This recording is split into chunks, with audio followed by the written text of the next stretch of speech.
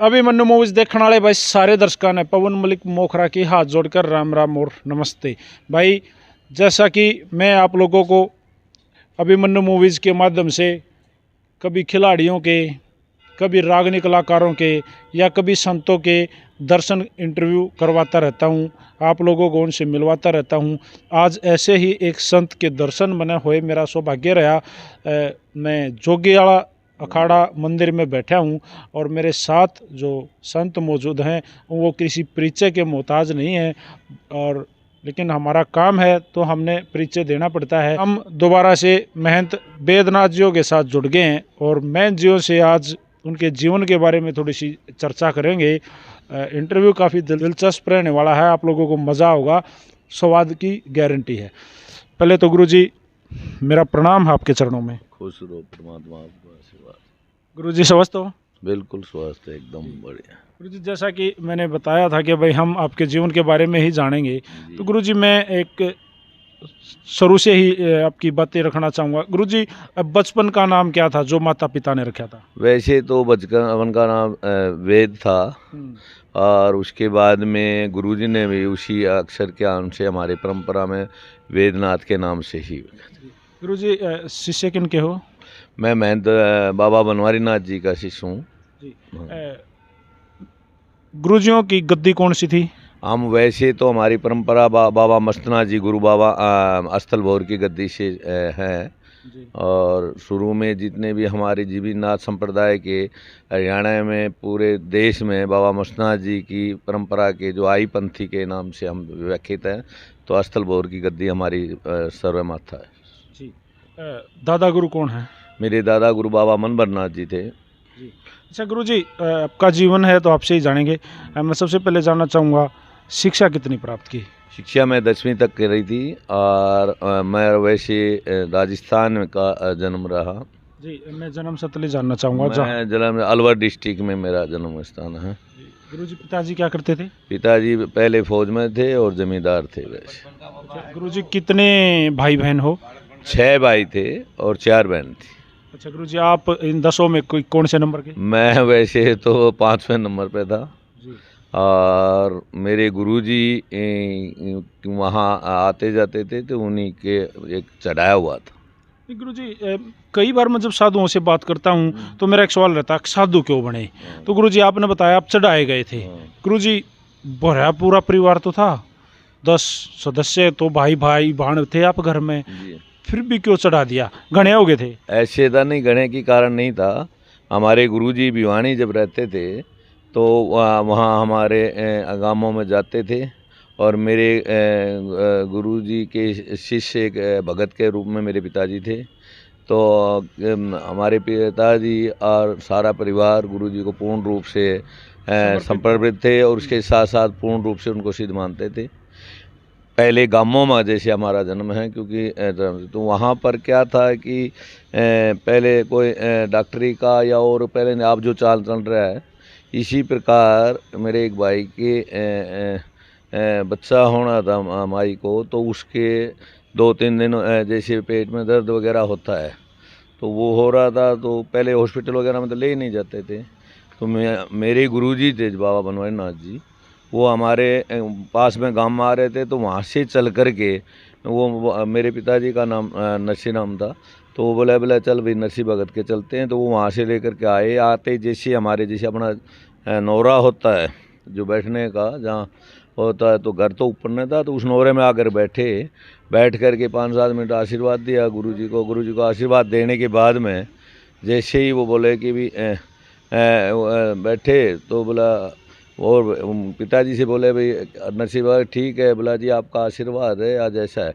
इतनी देर में ही घर से मेरी बहन जो थी वो आई, न बोला पिताजी भाभी के लड़का हुआ है। खुशखबरी? हाँ खुशखबरी आई। तो पिताजी ने ये बोल करके कि गुरुजी का आशीर्वाद मान करके गुरुजी को कहा, गुरुजी एक लड़का आपकी सेवा में दिया। तो उस टाइम मैं 4th क्लास में पढ़ता था, तो गुरुजी नो बोले ठीक है फिर कभी दिया ना। फिर उसके बाद में बोला जी जौन सा इनमें लड़का है, तो गुरुजी की कृपा रही कि मेरे सिर पे हाथ टेक करके बोला चलो इसको दे जाना। फिर पिताजी बोले ले जाओ, बोला नहीं, जब अभी ये थोड़ा सियाना हो जाएगा जब जा कर के खुद तू ही छोड़ कर आना। तो फिर बाद में 10वीं के बाद में यहाँ छोड़। तो गुरु जी उस समय कितनी एज थी? मेरी उस टाइम जहाँ जब चढ़ाया था उस टाइम यहाँ आने के टाइम मेरा 16-17 साल का था। अच्छा गुरु जी, अब कितनी आयु होगी? अब मेरी 65वीं साल चल रही है। अच्छा गुरु जी, जब 10वीं क्लास में हो गए थे तो सियाने हो गए थे, सियाना बिल्कुल, खूब समझदार हो गए हाँ, थे। बिल्कुल। बेरा था आपने जाना है? जाना 100 का 100 बिल्कुल, बल्कि जैसे में था तो रिजल्ट नहीं आया था, उससे पहले ही 1975 में मैं यहाँ गुरुजी के मेरे पिताजी जैसे कहने लगे भी वो गुरुजी के वहाँ चलना है, जैसे छुट्टियाँ पड़ती हैं पेपरों के बाद में, तो रिजल्ट बाद में आता है। तो फिर मैं गुरुजी को पिताजी को सहर्ष ही ये बोला कि मैंने गुरुजी के पास छोड़ दिया। अच्छा गुरु जी, पहले तो वही कपड़े जो आज मैंने डाल रखे हैं। हाँ, कपड़े यहाँ आकर भी कई दिन ऐसे ही कपड़े में रहा। और 1975 में मैं गुरुजी के सन्म आ गया था। तो पहले कुर्ता पजामा में ही रहता था और बड़े लाड़ चाव से गुरुजी ने मेरे को पाला और उनकी अंतरात्मा से ही उनका प्रेम और उनका आशीर्वाद ही एक ऐसा था कि जो प्रारब्ध का जो क्रम है। उसके बाद में 1981 में वो 1975 में जैसे आया, 78 में गुरुजी ने फिर मेरे को बाणा भी दे दिया था और बल्कि आशीर्वाद के रूप में यहाँ से एक जो हमारे परंपरा के अनुसार शिष्यता बना दिया। और उसके साथ साथ उनको पता था कि भी अब शरीर छोड़ना है कब नहीं, तो उन्होंने बल्कि वसीयतनामा भी मेरे को यहाँ कर दिया था। अच्छा गुरु जी, मैं एक बात जानना चाहूँगा, जी हाँ। 6 भैया में आपने कदे भी नहीं सोचा अरे मैं क्यों? नहीं, ऐसा कभी विचार ही नहीं आया। पता नहीं गुरुजी का कितना आशीर्वाद था कि जो मैं ये संसारिक उसमें था, क्योंकि गुरुजी ने जब शिष्य गया तो मेरे को वहाँ का आज तक बाबा जी जैसे बनने का जो खुशी है, इससे बड़ा और मैं महसूस भी नहीं करता। मेरा हर किसी से सवाल होता है गुरु जी, मैं जब भी किसी साधु से बात करता हूं तो मेरा एक एंटिक सवाल होता है कि भाई जैसे हर किसी के मन में ये होता है कि भाई मैं भी सामाजिक जीवन जीऊं, मेरे बच्चे हों, मेरा परिवार हो। वो उस चीज़ को देखते हुए मैं यहाँ जब भी आया, आने के बाद में गुरुजी का आशीर्वाद और प्रेम रहा कि तो उसमें मेन कारण क्या था कि सबसे बड़ा तो उनका इतना आशीर्वाद था कि आज तक, वैसे ऐसा नहीं है भी मैं उनसे कोई संपर्क नहीं है, सेवकाई के हिसाब से आते जाते वो एक अलग बात है, लेकिन किसी भी प्रकार का आज तक मन में नहीं। और जितनी खुशी और अंतरात्मा से कि जब बाबा जी बनने में जो पूर्णता आनंद है उसको मैं दोहरा नहीं सकता, क्योंकि इससे बड़ा और कभी बढ़िया मानता भी नहीं। अच्छा गुरु जी देखो, मैं एक एंटिक सवाल मैंने आज तक किसी से नहीं पूछा, एक बाबा जी का जीवन और एक पारिवारिक आदमी का जीवन, गुरु जी कितना अंतर होता है आपकी नज़र में? अंतर तो वैसे तो सबसे बड़ा बंधन का ज़्यादा है, क्योंकि सामाजिक में और उसमें मेन क्या होता है कि समाज का क्रिया तो बाबा जी भी वही करते हैं। संसारिक में मूल रूप से तो चरित्र कर उस पर ज़्यादा डिपेंड रहता है। अच्छा गुरुजी, फिर तो संत के ऊपर भी तो बहुत सारी पाबंदियाँ हो जाती हैं। पाबंदी सबसे ज़्यादा संत का बाणा पे ही एक ऐसा बंधन है कि हर प्रकार से चाहे वो कैसा भी हो, उस बाणे की ही मर्यादा को रखना ही सबसे बड़ा बंधन है। अच्छा गुरुजी देखिए, शरीर है, ये एक शरीर है, शरीर में इच्छाएं होती हैं, किसी के शरीर में खाने की इच्छा होती है, किसी के शरीर में तरह तरह की।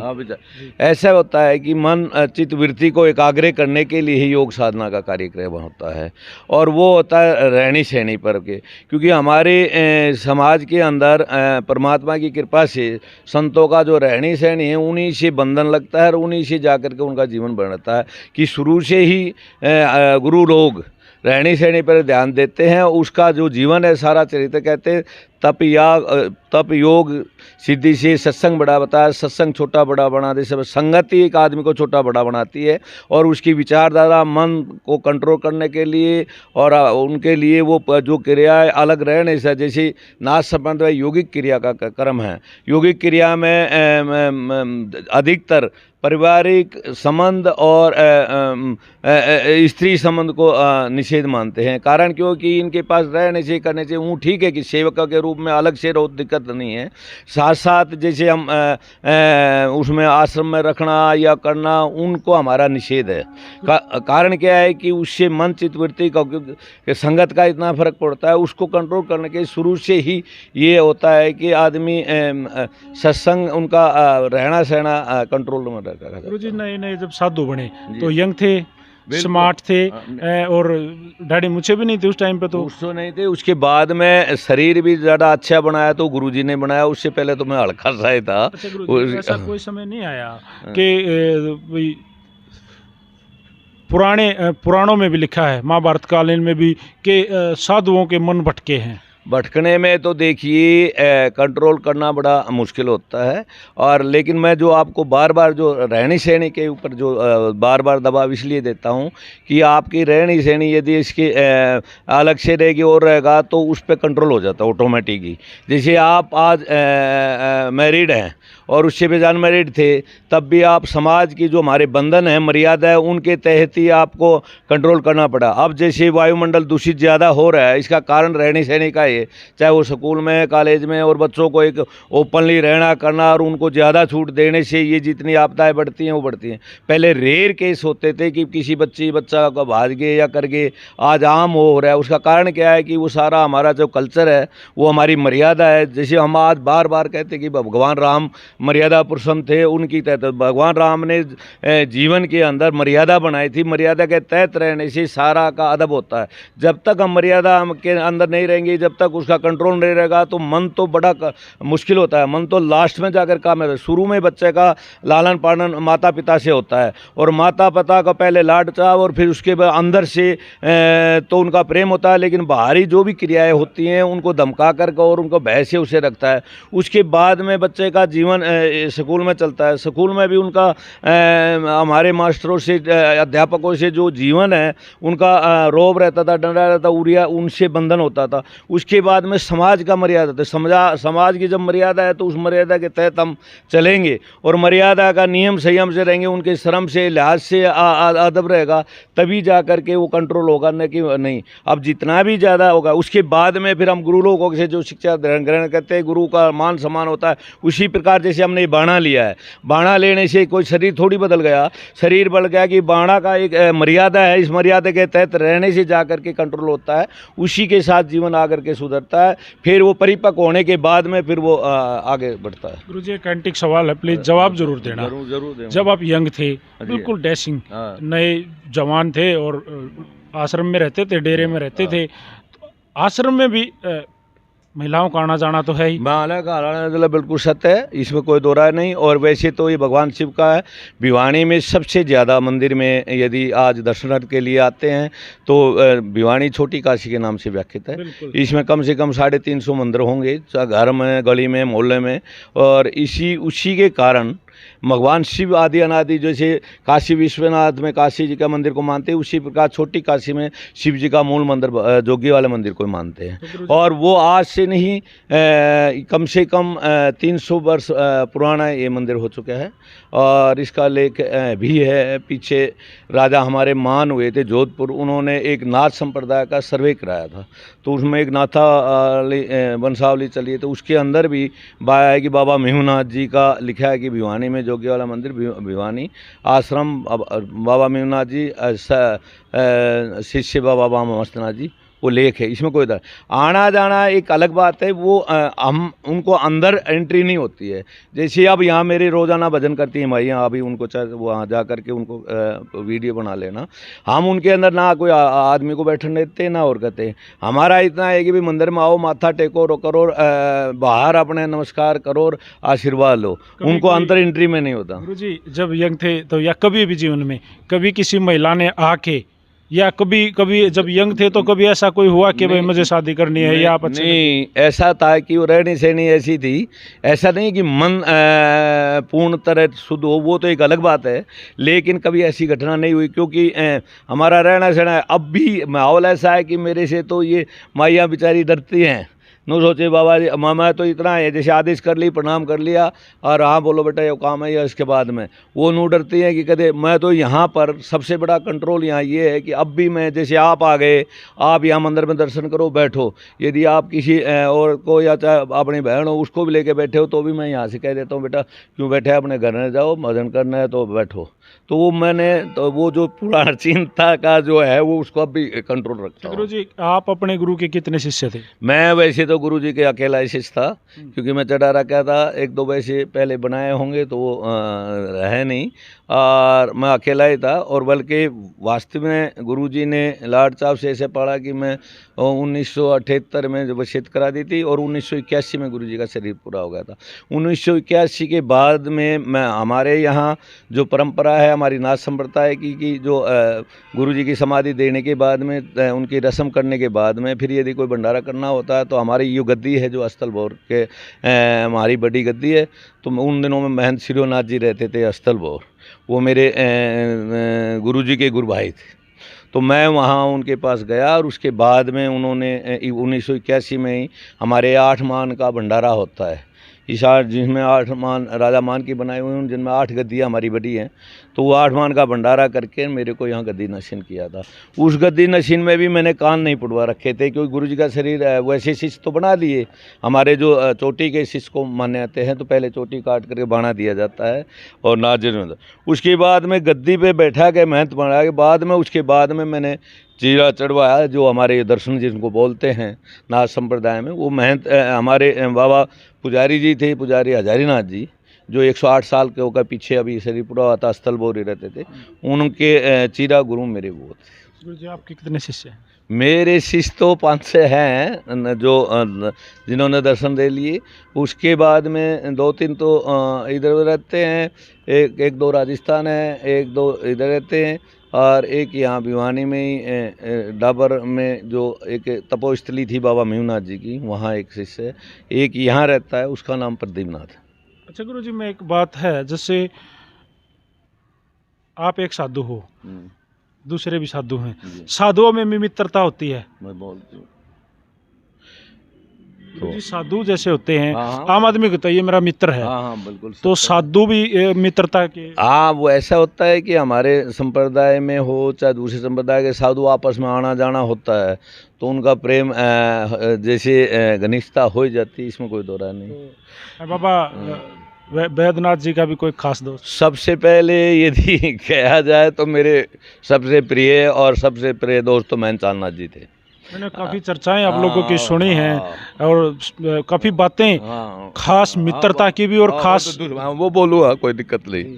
मेरे यदि जीवन के सबसे प्रिय और सबसे घनिष्ठ महंत चांदनाथ जी जो अस्थल भौर की गद्दी शिष्य थे, और वो महंत श्रीनाथ जी के शिष्य थे।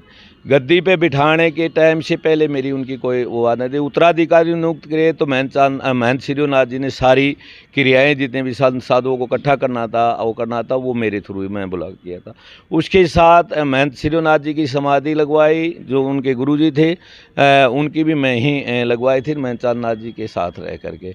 फिर महंत चांदनाथ जी की बहुत ज़्यादा मेरी घनिष्ठता हो जाती। घनिष्ठता होने के कारण क्या हुआ कि जितनी घनिष्ठता होती है, बाद में किसी कारण क्यों अंदर से हम एक थे, इसमें कोई दो राय नहीं। मर्यादा गुरुजी, कारण तो क्या था कि हर चीज़ एक वो सीमित होती है, और जब प्रेम ज़्यादा घनिष्ठता में पहुंच जाता है तो उसका कारण बन जाता है। और उसके बाद में क्या हुआ कि किसी कारणवश उनका और मेरा स्वभाव में रात दिन का फर्क था, लेकिन मैं पूर्ण समर्पित था उनके। मैं उनका जीवन जैसा भी था उसके साथ मैं उनके साथ था।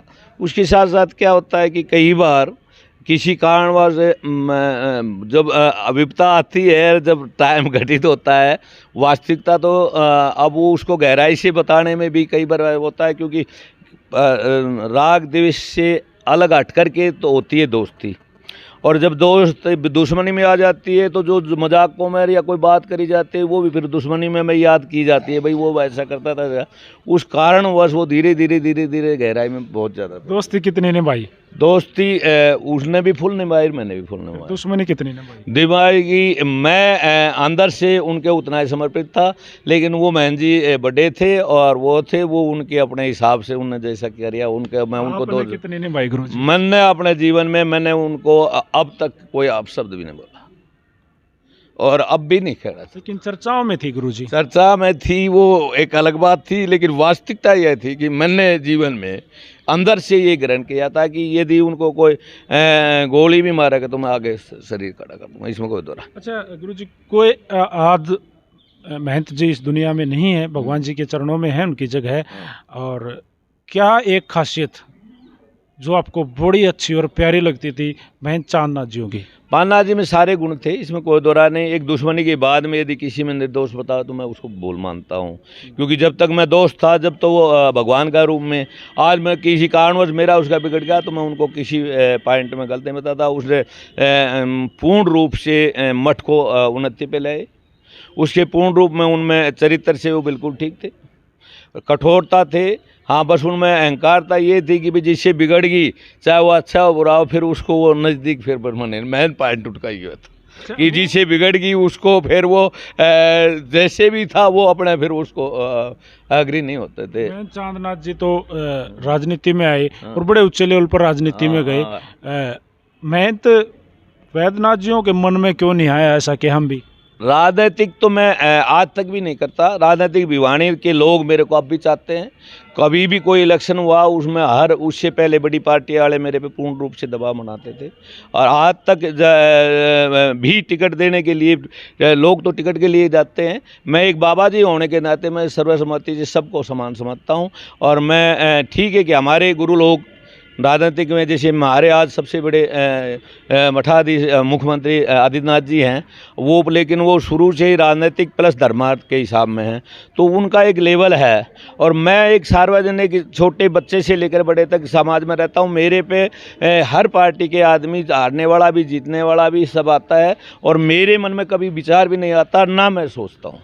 अच्छा गुरु जी, अलग अलग ये होते हैं पंथ, नाथ पंथ है, दास पंथ है, गिरी है, बहुत सारे पंथ हैं, अलग अलग पंथ हैं। आई पंथी हो आप, तो गुरु जी इनमें भी छोटे बड़े होते हैं? बड़े नाथ संप्रदाय में छोटा बड़ा कोई नहीं आता। ये पंथ जो हमारे नाथ संप्रदाय में तो 12 पंथों को माना गया है, वो सारे अनुयायी गुरु गोरक्षनाथ जी के हुए हैं। बाबा मस्तनाथ जी हमारे तो 9 नाथों की हमारी ये सृष्टि की रचना मानी गई है।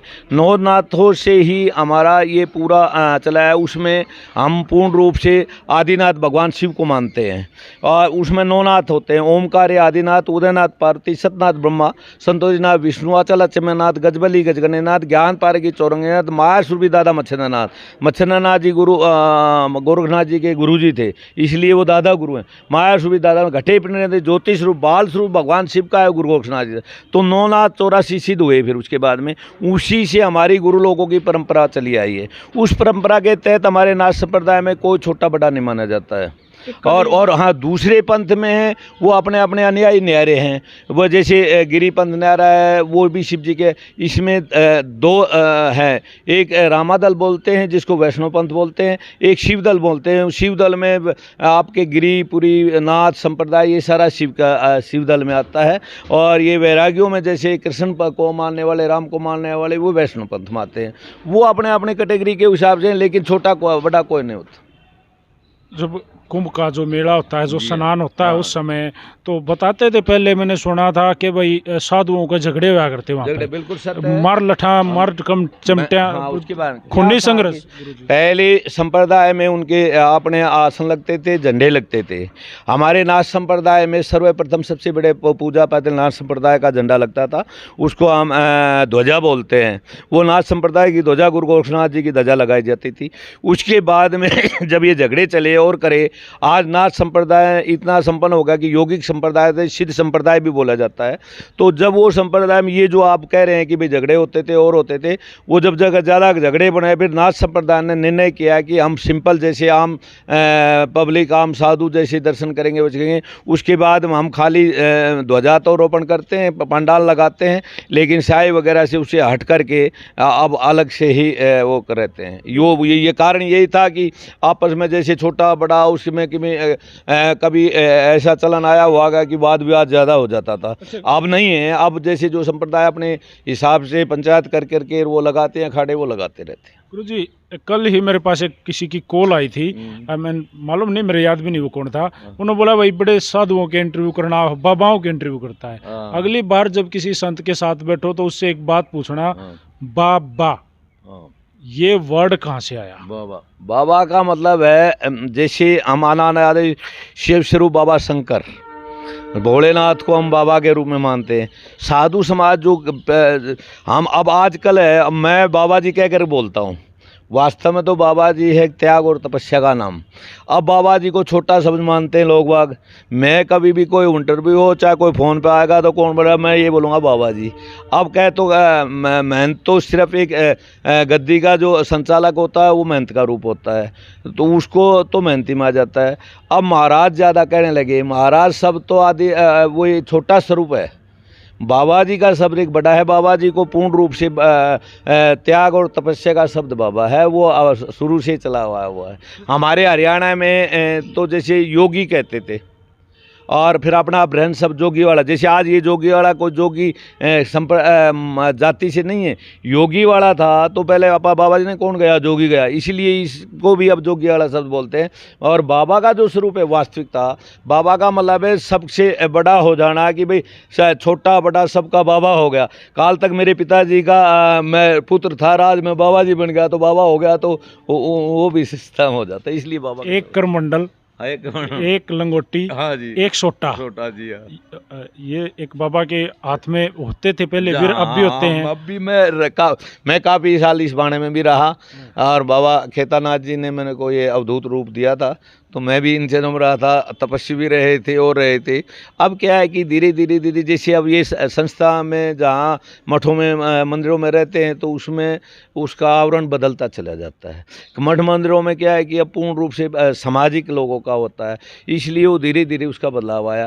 पहले लोग पैदल चलते थे, पैदल हमारी रम्मत होती थी, अब वो भी गाड़ियाँ में होगी। समय का बदलाव अब क्या आता है कि ज़्यादा उत्थान हो गया आर्थिक का।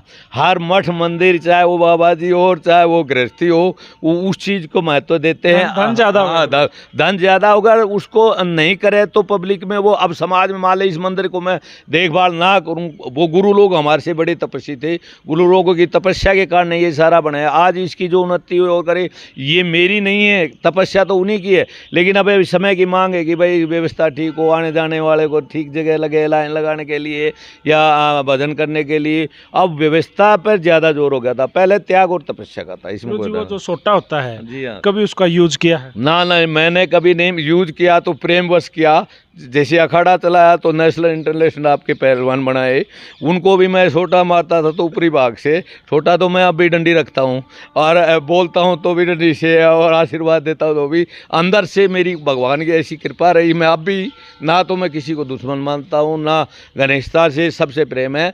चाहे वो मेरे को गाली देने वाला है, तो ईमानदारी की बात है कि मैं अंदर आत्मा से मैं को भी दुखी भी नहीं होता। अच्छा गुरु जी, एक बात है, खाड़ा चलाया जी, क्या खुद के अंदर कभी पहलवानी करी थी? हाँ, पहले मैं यहाँ गुरुजी के शरण में आया था, तो ये अखाड़ा मेरा प्राचीन था, और जब यहाँ कोई सिस्टम नहीं था, बस कोई आ गया करके चले गया। उससे पहले पुराने पहलवान जैसे गाम गुम्मों के बड़े बड़े भी हुए होंगे। उसके बाद में हमारे जितने भी पहलवान थे, पहले यहाँ भिवानी में कोई ना तो हिंद केसरी बनाया था, ना हरियाणा केसरी बनाया था, आसपास के दूर के ही बने, जैसे रोहतक डिस्ट्रिक्ट से, सोनीपत से, इससे बनते थे। तो मेरे को जैसे वर्जिश का शौक़ था, छोटा था, और गुरुजी ने जैसे लाड पास था, उसके अंदर फिर जैसे बच्चे आते थे तो मैं उनको कराता था, करता था। उसके धीरे धीरे मैंने फिर उनको ज़्यादा लेवल पे बढ़ा करके उनको कराने लग गया। फिर रेजिडेंस का जो भी पहले अच्छा बच्चा होता था, तो ये गुरु हनुमान के या चंदगीराम जी के वहाँ दिल्ली जाते थे, या सोनीपत। इधर हमारे यहाँ भिवानी में कोई ऐसी स्थायी रूप से नहीं था। तो उसके बाद में मेरे एक ये हुआ कि बच्चों की ज़िंदगी की लाइफ होने, तो उस टाइम कंट्रोल ज़्यादा था। उस टाइम मैंने फिर ये बच्चे का रेजिडेंस भी किया, फिर नेशनल इंटरनेशनल भी बने, हिंद केसरी भी बने, हरियाणा केसरी बने, भीम अवार्ड भी, और भी कई बच्चे निकले। और वो फिर लगातार वो खाली ये डंडा और छोटे से कंट्रोल इतना था कि मैं बाहर किसी बच्चे को नहीं निकलने देता था। किसी राजनीतिक में, किसी प्रॉपर्टी डील में, किसी झगड़े में, चाहे उसका कुनबे का भी झगड़ा हो, तो उसको बाहर नहीं जाने देता था। आज वो माहौल धीरे धीरे बदलता चला गया। मैं कभी भी किसी बच्चे को पहले टीवी और या पहले सिनेमा में नहीं जाने देता था। अब टाइम वो बदल गया है कि गेम आ रहे हैं जी, वो टीवी कमरों में हो जाता है। अब बाहर का रहनी सहनी तो अंदर को आप कैसे सुधार सकते हैं। अब वो बाद में आपके ये फ़ोन चल गए, अब ये फ़ोनों पे ऐसा सिस्टम हो गया कि वो जो पहले हमारा देशी भाव से, वैसे पहलवानी जो है हमारी आदि अनादि है, इसमें महाभारत के टाइम से ही पहलवानों का हुआ है। और ये हमारा क्षेत्र हरियाणा तो सबसे बड़ा रहा। अब भी मेडल वगैरह यदि कुश्ती के आते हैं तो उसमें हरियाणा ही फर्स्ट रहता है।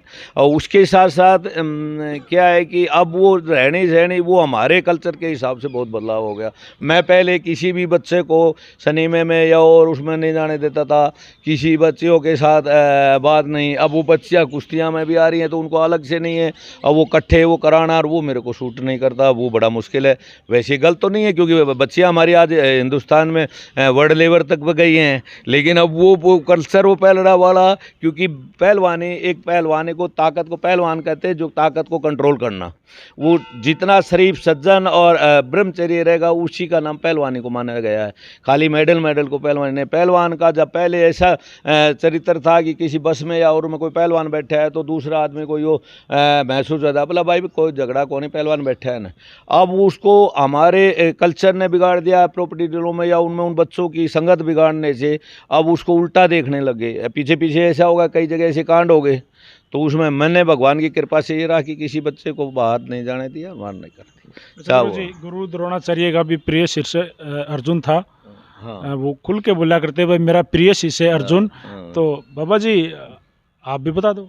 मेरे प्रिय शिष्य तो वैसे सैकड़ों हैं, लेकिन व्यक्तिगत मैं किसी एक पे नहीं था, क्योंकि मैं बाबा जी होने के नाते, बल्कि मैं प्रिय के हिसाब से यदि देखा जाए तो दंगलों में मैं कंपटीशन लड़ाता था, दूसरे खाड़े के भी। वो बच्चे भी हृदय से नौचार जी बाबा जी का आशीर्वाद हो हम जी जाए, चाहे वो मेरे लड़के के साथ कंपटीशन हो।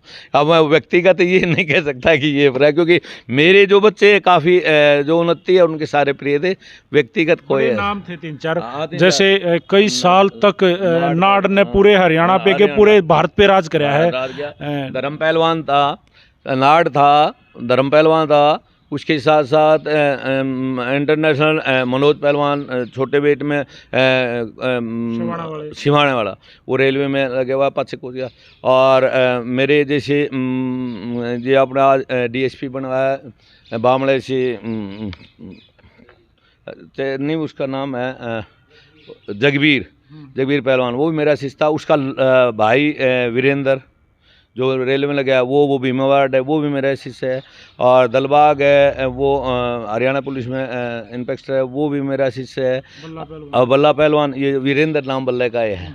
तो अब ये निजी बच्चे जो तैयार किए, धर्म पहलवान है जो ऑल इंडिया पैतावास का जिक्र, वो मेरे को पूर्ण रूप से अब भी वो आपको परसों ही आ रहा था, वो ऑल इंडिया CISF का कोच बना रखा है। अब उसने इतनी तरक्की करी कि उन पहलवानों को तैयार करके इंडिया पुलिस, जिसमें पूरी पुलिस का वो था, उसमें दोनों ट्रॉफी ग्रीको रोमन की, फ्री स्टाइल की, दोनों उसने जीती है। वो यहाँ आकर के आशीर्वाद लेके गया। ऐसा कुछ बहुत बड़ा अपना इस देश को पहलवान दिए। गुरुजी एक मेरा एंटिक सवाल है, बाबाओं के लिए होता है, नाथ संप्रदाय के लिए ये सवाल है। गुरुजी भूत होते हैं? भूत और भविष्य के बारे में क्या है कि हमारी संस्कारों में क्या होता है कि पहले से ही एक प्रतिक्रिया है। शारीरिक जो क्रिया में वायु का जो प्रकोप जो होता है उससे अब उसको पूर्ण अनुभव तो अपना का होता नहीं है, और मैं उसको पूर्णता रूप से ये नहीं देखता, क्योंकि हम भी बचपन में गांवों में रहते थे, और गांवों में रहते थे तो जैसे छड़े छुड़ा मैं, और वो भूत से डराया हुआ था। मैं एक बार एक दंगल में जा रहा था, वो कहते हैं गांव के छड़ों में डरता है आदमी और अनजान पानी में डूबता है, क्योंकि पता नहीं होता ना कहाँ कितना गहरा है, क्या है और कहाँ क्या है। तो उसी प्रकार मैं एक बार एक दंगल में जा रहा था, तो रात को वो सत्संग में चले गया। हम सारे पहलवान एक किसी के घर में ठहरे थे, वो मेरा जन्म गांव के नज़दीक था। रात को मैं वो सत्संग में चले गया, पहलवान सूते थे। तो उसी टाइम एक रास्ते में छड़े लगते हैं जैसे अपने शमशान, और वो मेरे याद आ गए।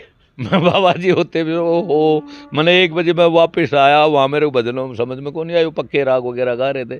तो आने लगा तो मैंने महसूस सा होगा, वो वहाँ तो छड़े हैं, मैं बैठ गया एक मंदिर में। बाबा जी हाँ मैं बढ़ गया। तो मैंने सोचा कि वो वहाँ छड़े हैं तो मैं संस्कार, तो फिर मैं वो भूतों वाले रुआप वाली बात है, तो फिर वो थोड़ा पीछे से हो जाए। फिर मैंने सोचा तू अब बाबा जी बढ़ गया, भी भूता से डरेगा। फिर मैं रात को 1:30 बजे वो बिल्कुल ही शमशान रोड के ऊपर ही था, और एक चिता जल रही थी। फिर 1 घंटा वगैरह उड़ा खड़ा रहा, उड़े जबरदस्ती आकर के मन पक्का करके वो भी डरेगा बाबा जी। नहीं मेरे को कुछ नहीं पाया, वास्तविकता ना मैं खड़ा होकर के इस बार का फिर अनुभव किया कि भाई कुछ हो तो देख ले, आज की दिक्कत है बाबा जी को भूत नहीं आगे बुझ जाए नहीं, वास्तविकता मैंने अनुभव भी नहीं किया। गुरु जी भगवान जी का अनुभव करा। भगवान जी का पूर्ण रूप से आशीर्वाद के रूप में, गुरु के रूप में मैंने किया। और साक्षात मैं यहाँ भगवान शिव का अनुयायी हूँ और शिव की ये उपासना करता हूँ। गुरु जी ने उन्हीं का आशीर्वाद दिया है। सिद्ध पुरुषों की जगह है, जब तक गुरु लोगों का आशीर्वाद नहीं होता, इतनी चेतना नहीं होती। पूर्ण रूप से मैं भगवान को मान करके ही यहाँ पूजा करता हूँ, भगवान का ही अर्जन करता हूँ। और पूर्ण रूप से अंदर आत्मा से, जैसे सुपन वगैरह में तो क्योंकि क्रियाएं करते हैं वो पूर्ण रूप से दर्शाते हो जाती हैं। साक्षात जैसे बोली का है, कई बार जैसे आंखें मिच गई और करके स्वरूप दिख गया, वो स्वरूप तो हुआ। लेकिन जैसे आप लोगों की भाई डायरेक्ट कोई बात हुई हो, ऐसी बात तो नहीं हुई। लेकिन वैसे अंदर आत्मा से पूर्ण रूप से मैं उनका दर्शन, अच्छा गुरुजी, आनंद है उसमें, कोई दिक्कत। एक और बात है, गंडे, डोरी, झाड़े, हाँ, इनके बारे में ये प्रक्रिया करिए गुरुजी। हाँ, अभी चलता है। भभूति का क्या होता है कि हमारे नाथ संप्रदाय में सबसे पूजा धूणे की मानी गई है। हमारा जो अग्नि स्वरूप में धूणे की पूजा करते हैं, तो धूणा पानी सिद्धों की वाणी, चार आनी चार में चंद्र सूर्य पवन पानी, इसमें 5 तत्व का सारा अग्नि मुख से हम भोग भी लगाते हैं। तो सर्वप्रथम हम धूणे से ही पूजा उठाते हैं, धूणे से करते हैं। मूर्ति पूजा बाद में है, पहले धूणे की पूजा है। तो धूणे की विभूति और विभूति की तपस्या, वो जो मंत्र स्वरूप जो पूजा धूप भक्ति करते हैं, तो उसका पूर्ण सहयोग होता है और उसका असर भी होता है। हमें भी नहीं होता, हम किसी को दे देते हैं, वो तीसरे दिन आगे वो बाबा मैंने 1 महीना हो गया दवाई लेते, वो भभूति लगे ठीक होते। एक वो श्रद्धा और भावना का भी जोड़ होता है उसके अंदर। अंडेर के मंत्र शक्ति एक होती है। मंत्र में जो शक्ति होती है अटूट है, क्योंकि सारा ब्रह्मांड शब्द से बना हुआ था। जैसे ओमकार स्वरूप है, सबसे ओमकार स्वरूप में पूर्ण पृथ्वी ब्रह्मांड है, तो ओमकार में फिर ब्रह्मा विष्णु बने। फिर उसी प्रकार शब्द की शक्ति है, जो हमारे गुरु गोरखनाथ जी के शब्दों में, गुरु गोरखनाथ जी के अनुयायी जैसे मंत्रों की जो शक्ति है, गुरुमुख से जो लिए जाते हैं, उनका परिपक्व किया करता है, उनका 100 का 100 असर होता है। इसमें कोई आए अच्छा श्रद्धा और भावना उसमें जुड़ जाती है, क्योंकि लोगों की परंपरा पहले जो चली हुई है, आज मैं ना भी लगाऊँ ना तो भी लोग कहेंगे बाबा जी झाड़ा खून लगाया, तो वो उसको थोड़ा सा बुरा भी मानते हैं और लगवाते पर बात करें। मैं कुछ नहीं जानता, ना कोई मैं इतना सिद्ध नहीं हूँ, मैं तो सिंपल एक साधारण साधु हूँ। उसके साथ साथ भी यदि वो जाड़ा वगैरह लगा करके ठीक भी हो जाते हैं, मैं श्रद्धा से भगवान का नाम लेकर के उन्हें लगाता हूँ, तो वो उसमें कोई दोहराय नहीं है। और इसमें भी सत्यता है, क्योंकि मैंने एक बार बचपन में एक अनुभव किया था इसी शब्द का, कि जैसे अपने चणक चली जाती है, तो एक लगा के चणक जा रही थी, तो हमारे एक जमादार जैसे हमारे ये सुपर होते हैं, वो गांव से बाहर बसते थे पहले, अब तो जैसे आप सब घुल मिल हैं, तो वो हम बड़ा वहाँ खेल रहे थे, तो जैसे आप जैसे एक चणक चली गई, तो उसने एक सरकंडा तोड़ा, जो सरगना उसको चीर करके उसके कड़के लगा दिया, दूसरे आदमी के कड़के लगा दिया। उसने ऐसे भभूति मार मार के उस जमादार ने, मेरी आंखों देखी की बात है, उसने मंत्र मारे, वो सरकंडा बीच में से ऐसे मुड़ गया। हाँ, 100 का 100। मैं ये कोई बनावटी मत नहीं कराया, उसने किया, उन्होंने कराया। वो जैसे ये खड़ा हो गया, आप इतनी दूरी पे थे, नो मिलाया, उन्होंने ऐसे मंत्र किया, वो ऐसे भिड़ गया, वो भिड़ गया और उसकी चनक ठीक हो गई। हाँ, तो ये मंत्र शक्ति में कोई दो राय नहीं है, इसमें सत्यता है, क्योंकि शब्द का वो है। और यदि पहले सिद्ध लोग क्या करते थे कि निस्वार्थ भावना से एक इसमें दवाइयाँ का और का उनका गुरु शब्द दिया, उसका परिपक्व होने के बाद में शक्ति आ जाती है। अच्छा गुरु जी, नए नए साधु बने, तो साधुओं में, नाथ संप्रदाय में या साधु संप्रदाय में कहीं भी जाओ तो भिक्षा लेके आने का एक बड़ा, तो गुरुजी आप तो ठाडे डेरे में रहे हो। नहीं, भिक्षा में कोई दिक्कत नहीं है। वैसे तो मैं बाहर तो कहीं गया नहीं, जैसे गांव वगैरह में गया तो वो एक नॉर्मल उसमें साधुताई में गए, जैसे दंगलों में गए तो चले गए, तो वो एक अलग बात है। उस तरह भिक्षा का कोई सेटिंग हुई भी नहीं। जैसे जाने गुरुजी शराब दिया किसे था? शराब आज तक नहीं दिया, मन से भी नहीं दिया। मेरा चाहे कोई दुश्मन ना, मैं शराब की शक्ति है मेरे में। मैंने तो ये कहता हूँ कि दुश्मन भी हो उसको प्रेम से देखे तो वो अपने आप शांत हो जाए। अच्छा गुरुजी, चमत्कार किया कदे को या देखा? चमत्कार तो सारे देखे जीवन में, अब तक चमत्कार ही है। जीजा ये मेरा जीवन है, ये भी एक चमत्कार के नारे जीवित है। यदि ये सिद्ध पुरुषों की जगह है या इतनी शक्तिवान ना हुए तो मैं जीवित भी नहीं रह सकता। अच्छा गुरुजी, साधु का फैशन सादा, 3 चीज मैली बली साधु विधवा जमीन, ये शब्द है। साधु को ज़्यादा टिन फिन वो शोभायमान नहीं देता। साधु को सिंपल और साधारण, विधवा औरत है उसको श्रृंगार काम नहीं देता। उसी प्रकार मैं पृथ्वी पे भी जितना आप खाद वगैरह डालोगे, 3 चीज़ मैली बड़ी, साधु, विधवा, जमीन, 3 चीज़ उज्ज्वल भरी, आकम पंच हकीम। मेरा आकम पंच है, पंचायत आकम मतलब ये जज है वगैरह जो है कमान करा, वो तो उज्ज्वल होने चाहिए, साफ सुथरे और वो होने चाहिए। ये 3 चीज़ों में मैं उन चीज़ों को मानता नहीं हूँ कि भाई आदमी साधु को ज़्यादा उसमें, क्योंकि वो उसमें फिर वो संसारिक ज़्यादा लगाव हो जाता है। गुरुजी सुना है मैंने कि बाबा जी भजन के या रागनियों के बड़े शौकीन हो। नहीं, मैं भजन रागनिया के, मैं आध्यात्मिक की रागनियाँ जो लक्ष्मीचंद की है उनका आज भी हाँ उन्हीं करता हूँ, इसमें कोई दो राय नहीं। अभी विकास आ रहा था आपका जो पास हो दिया अभी 2 घंटे, उन्हें कोई यहाँ एक कोई संस्था खोलने के बारे में था, बोले 6 तारीख को जी गुरुजी आना है, मैं कार्ड दूँगा, कोई दिक्कत नहीं। मैं धार्मिकता के हिसाब में आध्यात्मिकता जो लक्ष्मीचंद जी की उनके रागनिया का शौकीन हूँ, न कि डांसाली या कोई उस चीज़ का नहीं हूँ, इसमें कोई दो डांसर नहीं चाहिए। नहीं डांसर एक आध्यात्मिक नहीं हो तो मैं सुनता नहीं हूँ, चाहे वहाँ या गाता हूँ, मैं बैठ कर चला जाता हूँ। मैं बताऊँ रात जगानी है, जैसे किसी का हम बाबा जैसे शिवरात्रि वगैरह पे मैं कराता हूँ, देसी इसीलिए कराता हूँ, तो वहाँ धार्मिकता चलती है, तो वहाँ तक ही आनंद है। और उसमें क्या आता है कि शब्दों का, जैसे उन शब्दों का हमारे अंदर ग्रहण नहीं आता, इतने वो आनंद नहीं आता। या तो जटाजट साधु या सपाचट साधु। तो गुरुजी आप मैं सारी तरह रहा जी, जैसे 5-4 साल जैसे बढ़ जाते हैं तो लास्ट में जब शरीर को शूट नहीं करते तो उस तरह फिरवा लेता हूँ, फिर 5-4 साल नू रह जाता हूँ। बीच में अवधूत रहा तो बिल्कुल ही रोजाना मुंडन कराना था, और कभी ऐसा हुआ कि 3-4 साल ये दाढ़ी वगैरह रहते हैं, मैं उनमें सवरा में सम्मिलित रहता हूँ, काम सारे करे सारे। हाँ, मैं त्याग और मैं बाणा में भी रहा, मैं इसी सर्दियों में एक लंगोटी में रहा। वो आशीर्वाद बाबा खेतानाथ जी का रहा, क्योंकि वो अवधूत थे और उन्होंने मेरे को एक बार वो एक अंगोच्छा और एक चादर दी थी, भाई 2-3 साल इसमें रहना है। फिर उसके बाद में महन जी से प्रेम ज़्यादा था, चांदना जी से, तो उनने अपने जैसे कार्य सारे वो समाज कराने थे, तो वो फिर उन्होंने दबाव दे दिया कि तेरे कपड़े, हाँ भाई कपड़े पहनेगा तो फिर होता है वो एक अलग। अच्छा गुरुजी आप भी हठ योग में आए कभी? नहीं, हठ योग तो क्या होता है कि मानसिकता का होता है, अंदर से हम किसी चीज़ का प्रण कर लेते हैं। योग साधना में क्या है कि नियम संयम शुरू में हर एक चीज़ें बनाने पड़ते हैं।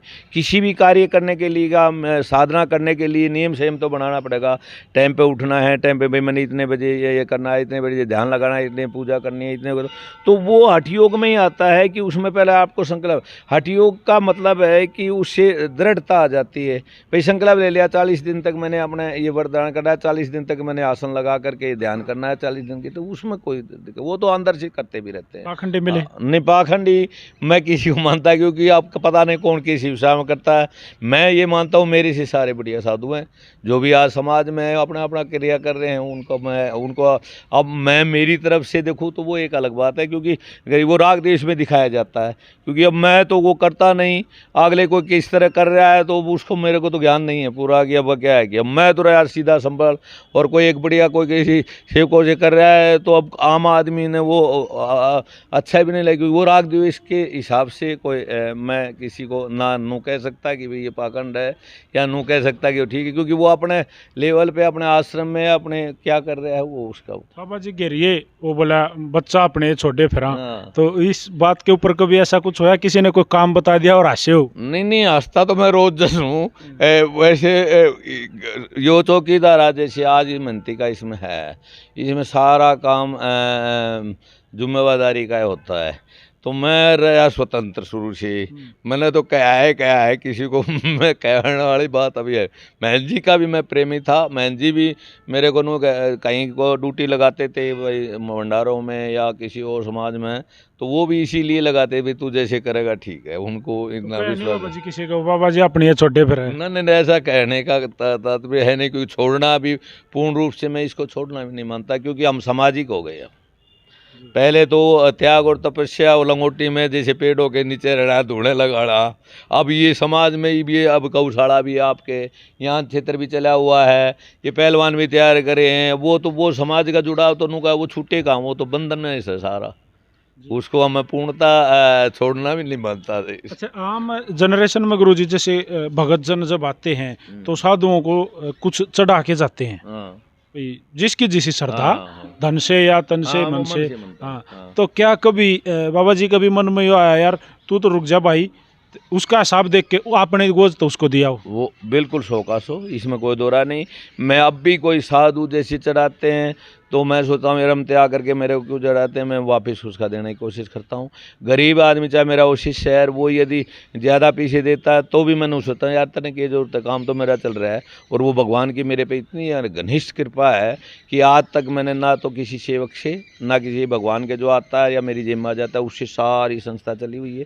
उसके साथ साथ जैसे आप भर के जो भी आगे छोटा बड़ा चाहे 100 दे जाओ, 5 रुपये दे जाओ, दे जाओ, बड़ा संतुष्ट रहता हूँ। और गरीब की मैं अंदर से आत्मा यही सोचता हूँ कि यो ना दे तो ठीक से, यो मुँह आशीर्वाद ले तो गुरुजी बस। जो संतुष्ट होता है हर दुनिया में वही धनवान होता है फिर तो, मतलब अंदर से तो धनवान है ना। वैसे बिल्कुल दो राय नहीं है कोई भी।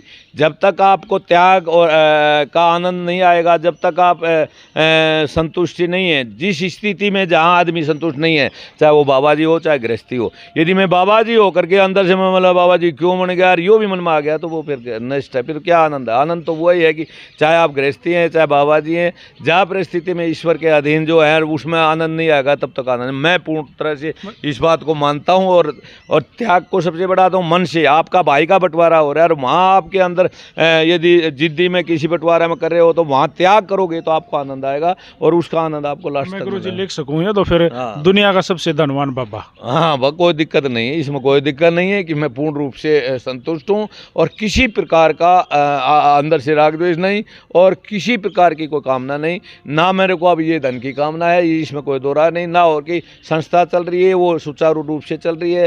वो जैसे भी आता है मंदिर में वो लगता है, वेस्टेज कुछ नहीं होता।